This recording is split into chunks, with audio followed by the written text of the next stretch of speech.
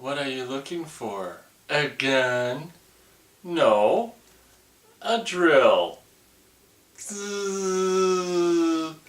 Hello, huge movie fanatic Nate, stopping on by yet again. This time I'm coming at you to do one of my famed movie slash Blu-ray reviews. Today I'm going to be reviewing the movie slash Blu-ray of Sleepaway Camp 2, Unhappy Campers. So basically Robert Hiltzik, from what I understand, after he did his movie, he licensed out, or he sold the rights to two Sleepaway Camp movie sequels. And I imagine then they of course went off and actually they went off and did 2 and 3 back to back, and I imagine the second one was filmed at a real camp location at the time, and they probably, just like so many of these summer camp horror movies, they probably had to wait until just after the season was over so they could take over the camp for the movie for Sleepaway Camp 2. This movie is, for whatever reason, I didn't really grow up with this. I didn't really even, I don't think, see it probably fully until I was in my late teens or early 20s. For some reason, I guess probably not really loving the first one particularly that much when I saw it for the first time around the age of 13. Probably the reason I never really sought this movie out. It wouldn't have been until, like, I don't know if it was the late 90s, early 2000s.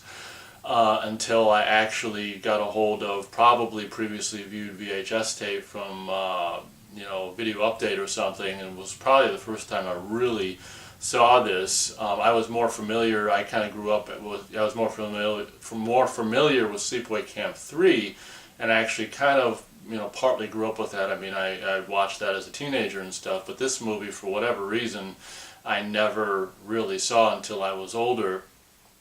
So obviously you guys probably know that Sleepaway Camp 2 and 3 takes a completely different direction tonally from the first movie, very much with the kind of like the sequel to Texas Chainsaw Massacre.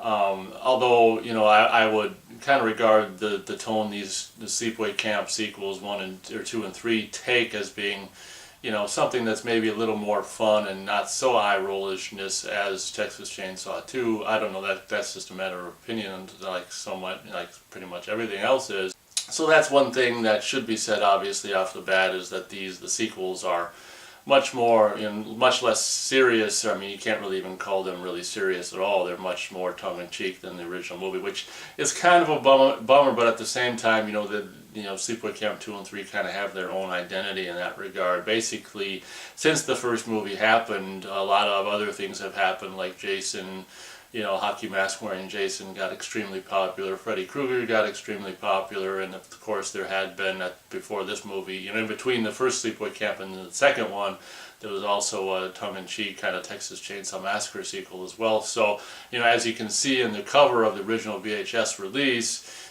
that, the cover is, luckily they offer you the reversible cover art option for the Blu-ray. So this is kind of the original VHS cover, and it's like, when you go camping, just take the essentials, and it's got this hot chick with a backpack with a, kind of a Jason hockey mask, a Freddy glove, and a chainsaw.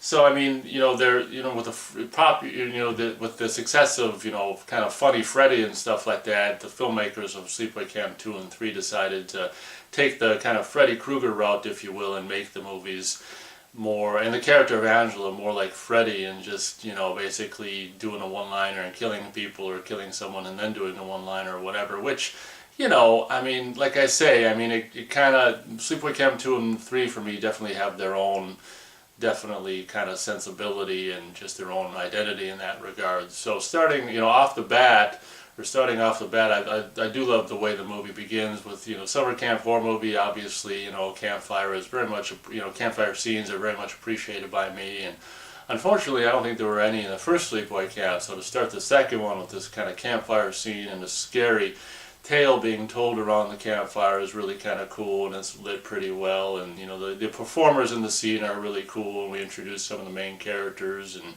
like TC and what's the guy's name? I can't remember the Sean. Is it Sean Whitmore? One of the main characters, and some of these other teenage kid campers and stuff. And what's cool is they start the scene with this just whatever goofy story, and then another camper is gonna tell another story, but it's kind of a true story. But kind of the second story the camper tells is kind of like, or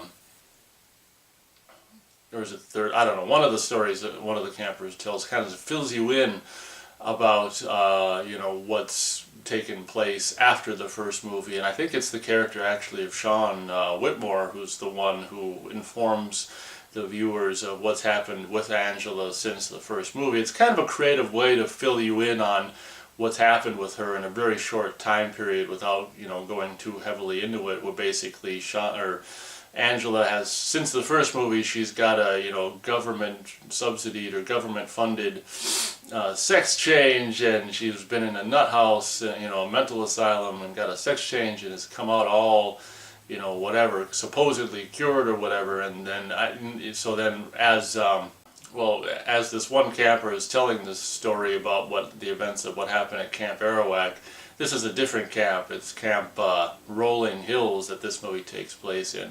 We see this figure creeping up from the shadows behind her, and it is, Angela, of course. None of the campers, until like the very end of the movie when Sean realizes it, none of the campers know that, this counselor by the name of Angela is the same Angela from, the killer that did the murders in the, Camp Arawak.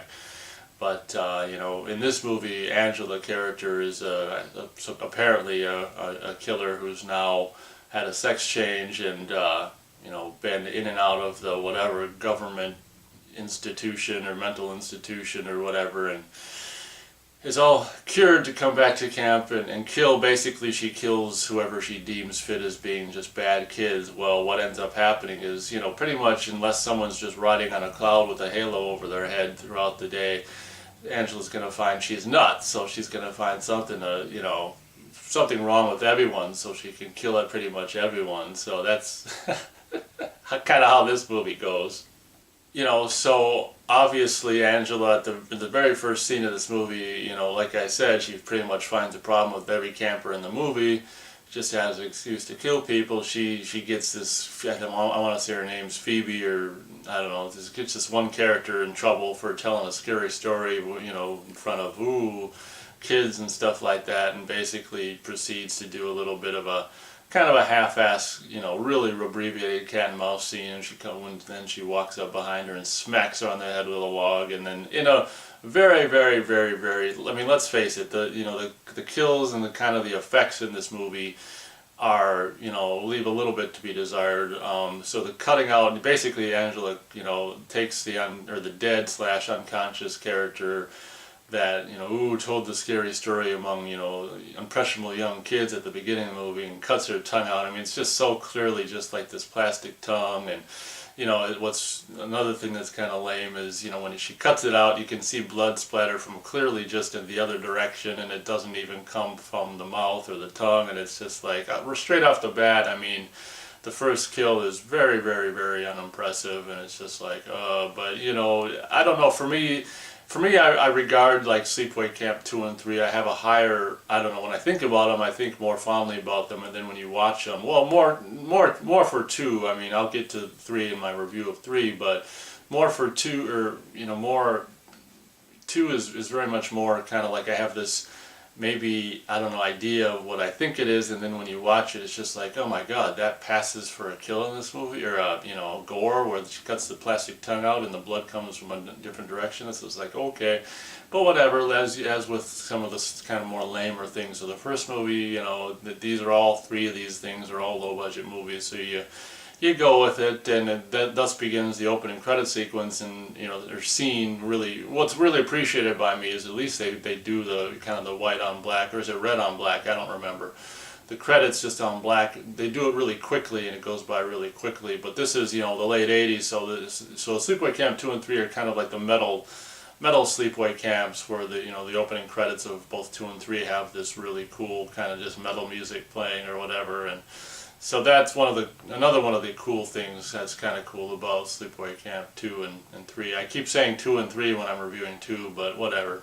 Oh yeah, this movie features this guy who was in a lot of Bond movies, this Walter Gotell, or whatever the hell his name is. It seems like Sleepaway Camp, both 2 and 3 each have one character who's kind of been in, who's not really necessarily a star in their own right, but a person, individual who was been in, you know, a lot of movies and just as featured parts and stuff like that. So Sleepaway Camp 2's quote-unquote star is this Walter Gotell, who is Uncle John, I guess the owner slash, you know, runner, you know, the owner slash director of this particular camp. What did I say it is? Rolling Hills in Sleepaway Camp 2. So he's the, and it's just his accent's all over the place. Like at the beginning it's just like European, almost British accent, and then later on he tries to do some kind of southern thing where it's like, I want you out of here before lunch, you know, and it's just like, earlier it's just, he sounds European, and it's just like, I don't know what the hell's going on with this guy and his accent or whatever. I imagine this guy possibly just filmed for a day or two,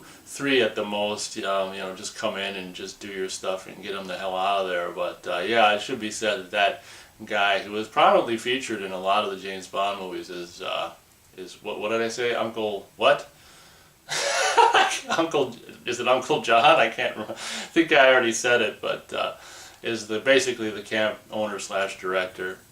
Can't really review Sleepaway Camp 2 without mentioning Allie. Yes, Allie is kind of the eye candy in this movie, this particular actress who I don't think I'd ever seen her in anything else. Maybe she never did anything else, I don't know. But, you know, Allie is kind of a, having rewatched this movie recently, the character of Allie I remember being more fun, and this time when I watch it, it's just like, it's almost painful to watch Allie because she's just so, I don't know, what's that, she's just got so many demons, or so troubled, and, you know, has just, it's almost painful to watch. You know, when I was younger and in my 20s and stuff, it was probably more about just, you know, not really listening to what she's saying, or, you know, her behavior, and just kind of looking at her body. But now it's just like, you know, the character is so troubled, and I don't know what the word is, the proper word. Troubled is a good word for the character, where Allie wants Sean, what's his name, Sean Whitmore, and, you know, Sean's kind of more interested in the good girl, and so, you know, the character of Allie, upon rewatching this just recently, is just kind of difficult actually to watch, and it's just like, because she's, you know, it's kind of realistic, because, you know, when you're a teenager and the hormones are going and stuff, I mean, people, and girls in particular, can be all over the place. So I guess it's kind of real. Maybe it's too realistic. Maybe that's my problem with this movie, and then, or Allie's character. But it should be said that Allie is the eye candy, and you see she's got multiple scenes where she's, you know, topless and almost naked and this kind of stuff. So she's, you know, she's definitely fun to look at, and as I said, is the eye candy. And can't let the review of Sleepaway Camp 2 go by without mentioning that. So I think I briefly mentioned it towards the beginning of the review, that Angela, the character of Angela, the killer, the shy killer from the first movie, is now a counselor, which is kind of ironic and goofy. And you think that, having been abused by a counselor in the original movie, you think that the character of Angela would want to be, I mean, I guess she's a good, you know, supportive counselor to, like, you know, whatever that, to the good girl, whatever, I can't remember the name of the good girl, you know, that kind of gets paired up with Sean, I always want to say Sean Weatherling, Sean Whitmore. You know, I guess Angela's good to her, but it's not really fair that, I mean, a person, of course this is where Angela's mental, it's not really fair that a person's got to be absolutely perfect to not be killed, but whatever, Angela's not exactly got all the marbles or whatever, but, so Angela's a counselor. I'm not too sure. I mean, I don't really, you know, having seen after the first movie, kind of enjoy Angela a little more as a camper. I don't particularly love the fact that she's a counselor, and it's kind of painful to see, you know, her being all just mentally ill and kind of just in her own little world, and the campers and stuff kind of picking on her and stuff. So even like when she's a counselor, she's still getting picked on and mocked and all this stuff, so it just never, poor Angela never gets a break. There's this other character, TC, the mullet sporting TC, who actually, I like that character. I like the guy who plays him. I think he's got a nice little sense of humor on him, about him. So I wanted to mention TC as a kind of a funny, one of the more likable characters in this movie. Unfortunately, he's not in it a whole hell of a lot. It looks almost as if, as the movie goes on, that TC might have a little bit of a thing for Angela. Little does he know, Angela was born a boy, but whatever.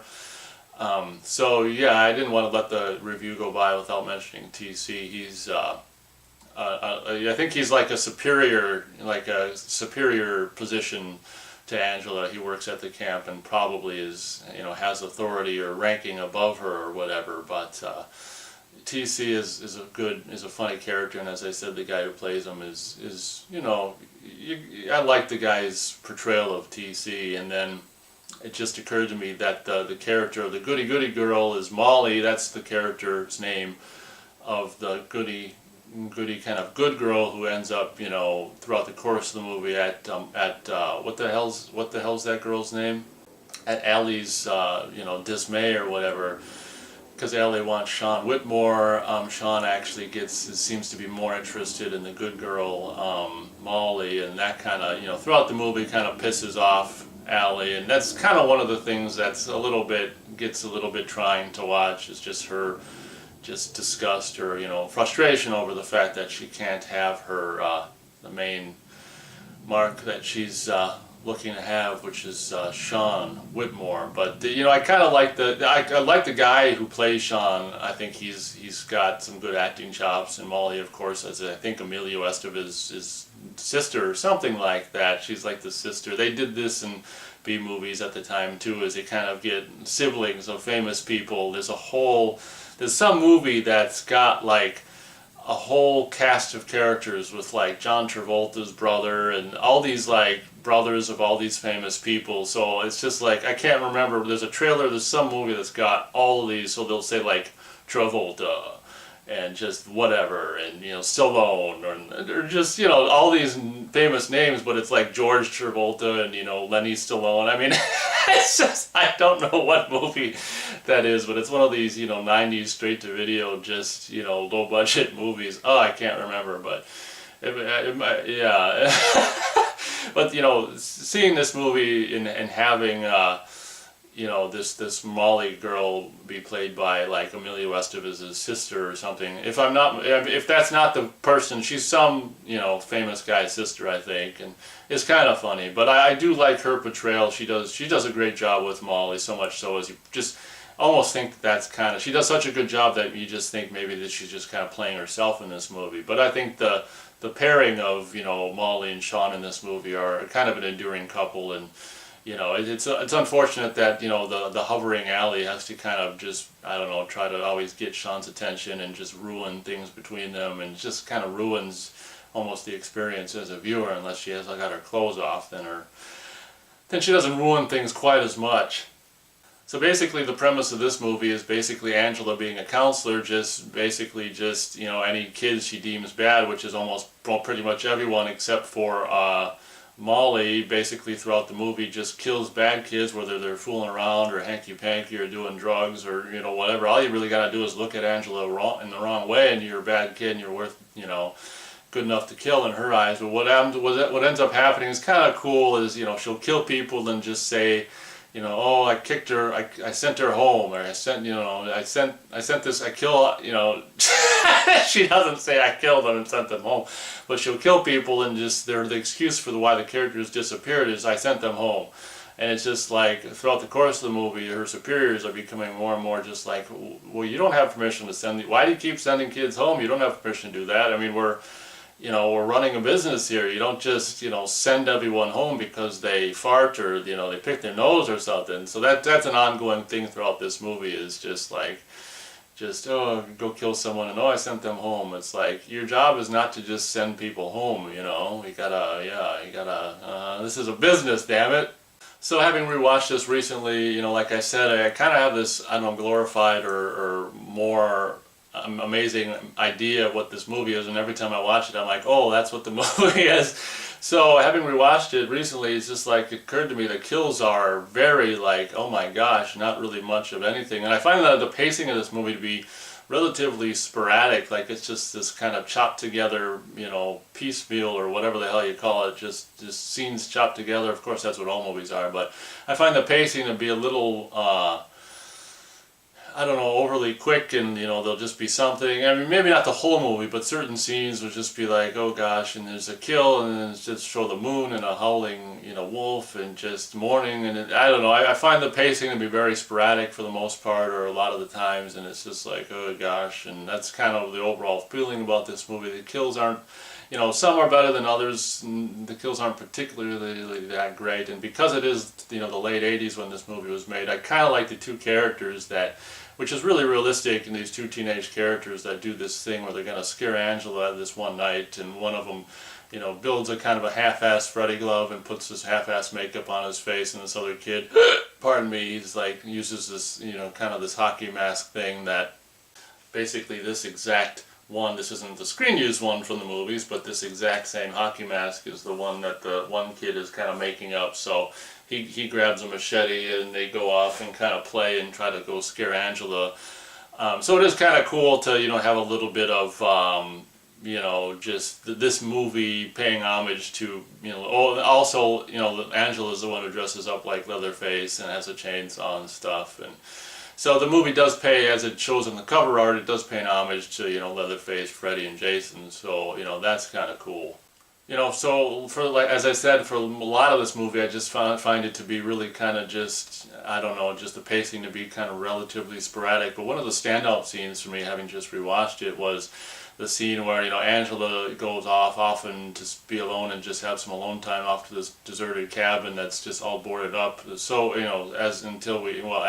so we think we'll find out the truth behind that deserted cabin at the end of the movie. But she goes up there to just be alone and just do some thinking, and Molly comes up there and talks to her, and there's this really kind of serious. It's really kind of a poignant, really kind of a nice, probably one of my favorite, if not favorite, moments in the movie, where Molly just goes up and has a talk with Angela, and Molly's talking about, they're actually having a conversation of kind of what a good kind of camper / counselor, conversation in the ideal kind of a situation, and Molly's confiding in her and telling her, that she likes Sean, but Allie also likes Sean, and that it's just basically this really nice kind of conversation that, to be honest, up until this point in the movie, is really surprising that this poignant uplifting conversation came out of this movie. But probably, like I say, if not my favorite scene in the movie, definitely up there. It's a scene that, having rewatched it, is just like, oh wow, this movie's all goofy and just,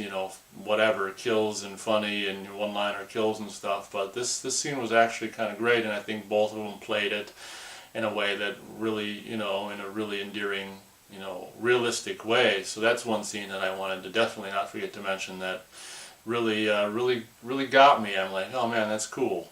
One of the cool things about this movie is there's these teenage kids, I don't know, maybe they could almost be probably like maybe 11, 12, or 13, these two kids that are known to basically, hang around the girls' cabin and just, by the windows and take pictures of just them when they're naked or topless and stuff. That's kind of an ongoing thing. And there's this scene which I find absolutely fantastic where Angela basically catches these kids in their cabin, just sitting on the bed looking at the Polaroids of all the naked girls they've taken pictures of, and Angela finds them, and their reactions, I just love their reactions, these kids' reactions to being caught. It's almost like they got a hidden camera and they're just filming this reel, because the reactions are so genuine. You can remember being a kid and being caught and just being like, oh man, you feel like at the time, although it's such a little thing, in reality, like to a kid, it's just like, oh man, my life's over, or the world's, the sky is falling.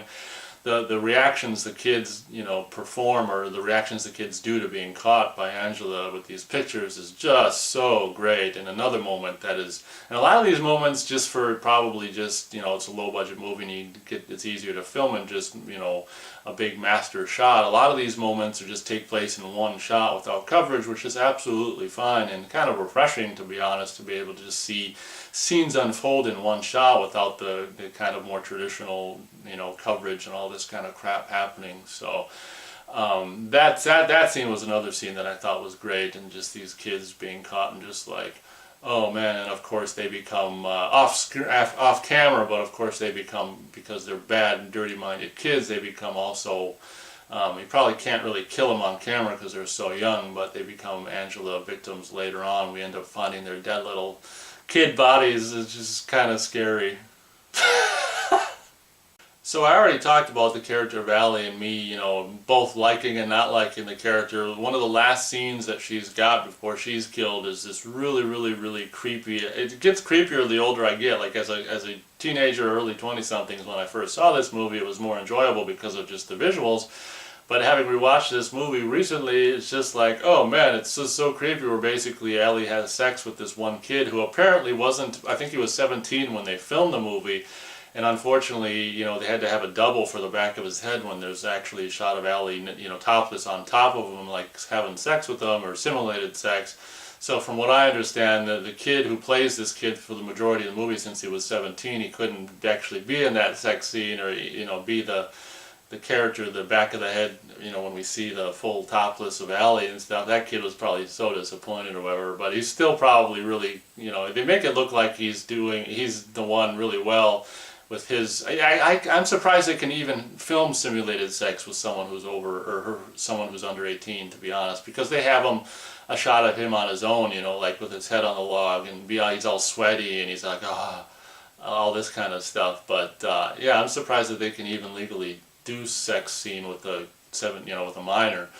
But that scene I found, having rewatched it recently, being really, where basically Allie's just frustrated with not being able to get, you know, Sean Whitmore, so she just basically takes out this frustration sexually on this other kid who's got a thing for her. I mean, he probably wasn't too unhappy with that, I mean, the character. But it's just really creepy the way she's just, you know, basically using this kid for sex, and then gets up. And what's so funny, after they have sex, she's like, oh, you don't have AIDS or anything, do you? Like, you're probably supposed to ask that beforehand, but I thought that was just kind of realistic, like how frickin' stupid and unresponsible teenagers and stuff can be. But having rewatched this recently, I'm like, God, that scene is really, it becomes less sexy and more creepy the more time goes on. It's just like, God, it's just so scary how creepy how she's just using this kid for sex, and when she gets what she wants, she just goes, you know, walks away. But I guess, you know, guys kind of do that too, so whatever. But yeah, that scene was just creepy, man. So basically, not long after that scene, basically we end up having Allie's death scene or kill scene, when one of the ones that I'd probably, although I probably regard as being maybe one of the best kills in the movie, not because it's, you know, has any great makeup effects or anything, but just the kind of the concept of stuffing someone, you know, down a shitter in an outhouse. And again, just like with the, you know, I don't think we see anyone shit in this movie, but there's a couple scenes that take place in shitters. And someone's actually stuffed into a shitter in this movie, and, you know, very much with like the character of Judy in the first movie, you know, we kind of save, you know, Allie for towards the end of the movie to kill, and, you know, that's probably one of the better kills in this movie, or one of the standout kills. Just if anything else, just in conception, maybe the execution could have been better, but where she's stuffed down into the crapper and comes up and got leeches on her face and stuff like that. So Allie is dispatched in a way that is very, I guess, appropriate. So rest in peace in the shitter, Allie. So later on in the movie, probably not much long afterwards, she kills this one black girl. I mean, so many of these characters in this movie she kills are absolutely not even bad characters, and they maybe just, like I say, almost to the point where they look at Angela wrong and they're, you know, candidates for murder or whatever. It's just really ridiculous. But one of the scenes that is actually one of the most probably clever and funny scenes, not because there's any amazing makeup or anything like that, but there's a scene where this black girl's just blabbing on and on about having called the homes of like some couple of the campers who have disappeared, and Angela said she sent them home, and only to call their houses and have them say they're not here, they're still there. So this black girl, I think that's why the black girl gets killed, because she's basically just, she's not necessarily doing anything bad. She's basically discovering that the people, these kids that Angela said are sent home, are actually not sent home, but they're, you know, whatever. You know, not that she knows they're dead, but the funny thing that's cool about this scene is, while she's blabbing and blabbing and blabbing, we see Angela in the main room, like going through several items, like a clothes hanger and a boom box, and several items to see, maybe a pencil or a scissors or something. All these different items to kind of go like this with, and trying to decide what to kill her with while this girl's blabbing on and on, which is really kind of cool, you know, classic two-reeler silent film comedy shtick. It's really kind of funny to do something funny without dialogue and just have it be through these motions and all this kind of stuff. And she later on just, you know, happens to, or decides to just basically pluck a guitar string from a guitar and just strangle her with a guitar string. But that scene, you know, maybe the kill isn't great necessarily by, you know, kill with the guitar string, but the bits that lead up to the kill, where she's trying to decide what to kill her with, is really kind of really clever humor and really funny. Oh yeah, towards the end of the movie there's kind of a bummer thing that happens, and from what I know, the only reason this is in the movie is because the running time was a little short to, you know, achieve the, you know, the minimum running time required to put out a quote-unquote feature.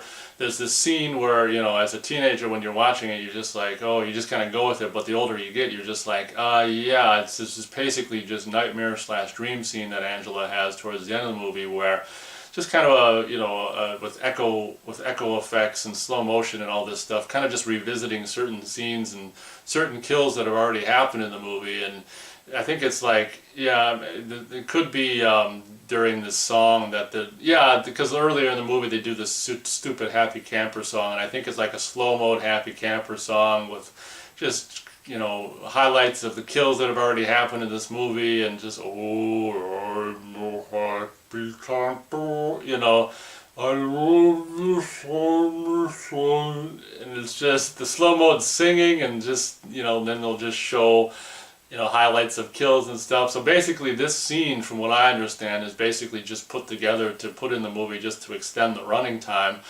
to make the movie, you know, the minimum requirement for feature length, which I just thought was just, oh my gosh, it's just kind of a bummer. But I mean, I guess you got to do what you got to do. But that scene is just like, it kind of just, oh man, it's just, knowing that, it's just kind of a, you know, we don't even have to know that. I mean, either way you look at it, the scene's just not needed and dumb. But that's a, you know, kind of a strike against this movie, in my opinion. Just, oh man.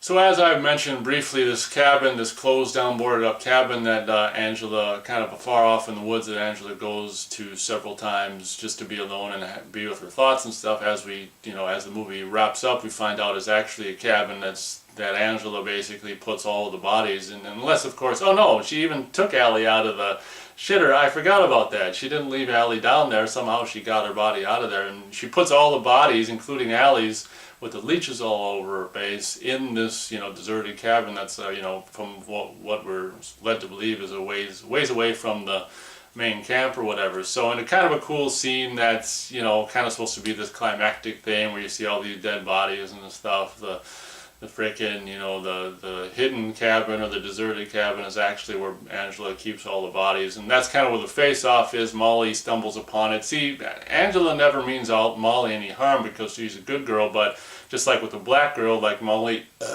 stumbled upon, you know, stumbled upon the badness, or stumbled upon her, you know, keeping her secret of keeping all these bodies in the cabin. So then she kind of ties her up, and I don't remember if Sean, I think Sean comes to basically rescue her, and then unfortunately Sean gets his head cut off by Angela, and then she puts his head in the TV, and she's like, look who's on TV, and that head's there. It's kind of funny. But I feel bad, you know, when I saw this recently, you know, having rewatched it, it's just like, gosh, you know, you kind of feel bad for Sean, because he was a perfectly good, you know, Sean and Molly are both perfectly good kids, and just have Sean be killed, and then Molly, you know, doesn't deserve to have Sean be killed because Sean didn't deserve to be killed. And you kind of feel bad for Molly, and towards the end of the movie, but you know, she escapes, and there's this lame kind of chase scene thing, and where then Molly like falls off a cliff only to wake up later, and you know, Angela, what'd she do? Angela's like, oh, she at some point in the movie, before the movie's over, right before the end scene of the movie, she's fired, and I think off camera she kills. Oh no, TC gets the battery acid in the deserted cabin, but off camera she kills Uncle John and, you know, the two kids and stuff. And later on, through some like almost like a Halloween haunted, you know, experience, horror, you know, haunted house thing, we see these certain characters that died off camera, you know, like the one kid that screwed Allie hanging from the thing with the thing in his mouth, and Uncle John dead with his hand cut off, and the kids like roped up against the window. with their throats slit and, you know, all this kind of stuff. I don't remember, yeah, that must be before the abandoned cabin scene. The ending is just kind of a blur to me, but towards the end of the movie, like, Angela hitchhikes with this woman and ends up killing her because she smokes. She's too, what does she say she is? She's too old to, I don't know. She's got this funny line where she's like, I'm too old to do something, I'm too fat to fuck, or whatever. I can't remember what the line is, but then she, you know, kills her, takes her car, and Molly happens across Angela in the truck, you know, thinking it's someone else, and waves her down for help, and only to see that it's Angela. Oh my gosh, and we just do this just shot zoom in, or post-production zoom in on Molly's face, and you know, Angela never meant Molly any harm. Angela never meant Molly any harm, and actually, you know, I don't know if we're led to believe she kills her at the end. I don't know, but at the end of Sleepaway Camp 2, having rewatched this, I mean, it's kind of a mess. I'd say out of the first three, Sleepaway Camp 2 is my least favorite of the three.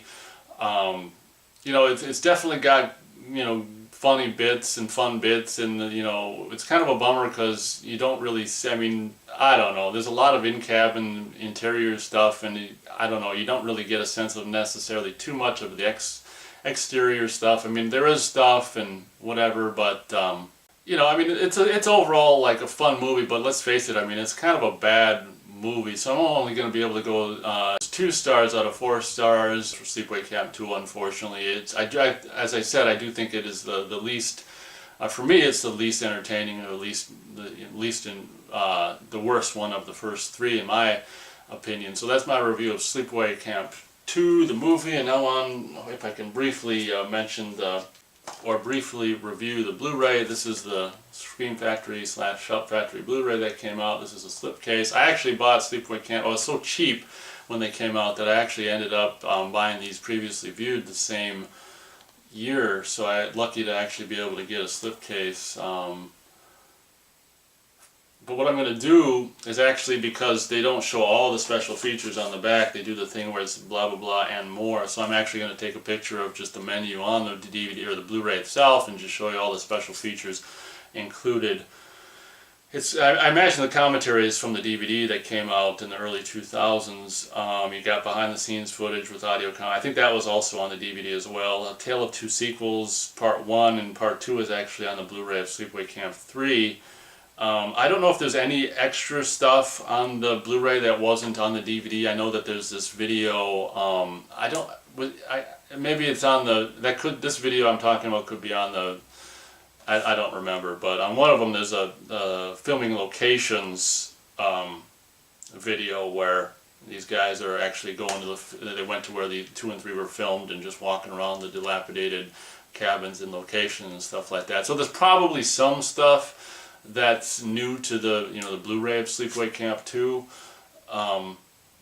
but maybe a lot of the stuff was also rehashed stuff that was on the DVDs that came out in 2002 or whatever. So like with so many Scream Factory Blu-ray releases, you have the option for the newly commissioned cover art or the original kind of VHS video store cover art, which is obviously what I have on the sticking out or facing out on the Blu-ray disc itself, and then you've actually got some alternate back artwork with the alternate cover art. Obviously just being a purist and for the most part liking original cover art more, I'm going to go with that. But what's cool with the slipcase obviously is then you can have the original cover art on the case itself and then put the slipcase over it for the new cover art. So briefly mentioning the transfer, back when this came out, or back when both 2 and 3 came out, I want to say that there was talk about them, these transfers not being a new transfer like the first one was at the time, but being like old masters or something like that. And I think that worried a lot of us, me in particular, like, oh gosh, what are we going to end up with? But having rewatched this DVD, or the Blu-ray rather, this movie on Blu-ray, I mean, the transfer is absolutely fantastic and definitely the best way. Definitely better than the Anchor Bay DVD that came out in 2002. Definitely the best way to experience this movie at home. From what I remember, there's really nice, healthy amounts of film grain, and it's not like suppressed, film grain or anything like that. It's a very filmaic looking movie, and as I said, definitely the best, this is best way to watch this movie on home video in my opinion, or from anything that I've seen. So, and also as I mentioned, I think this is a Blu-ray / DVD combo, so that's also really cool for you people who have got, like portable DVD players and stuff, or maybe for some people who don't even have a Blu-ray player yet. But this is the DVD disc and the Blu-ray disc. Kind of, in a way, maybe they should have put the new art on one of them and then the old art on the other, but liking the old art more, I'm happy with having it be on both discs. But that's my review of Sleepaway Camp 2, Unhappy Campers, and the most recent video incarnation of it, available on home video, DVD, Blu-ray / DVD combo by Scream / Shout Factory. Thank you very much for watching this review, and as always, we'll catch you on the next one.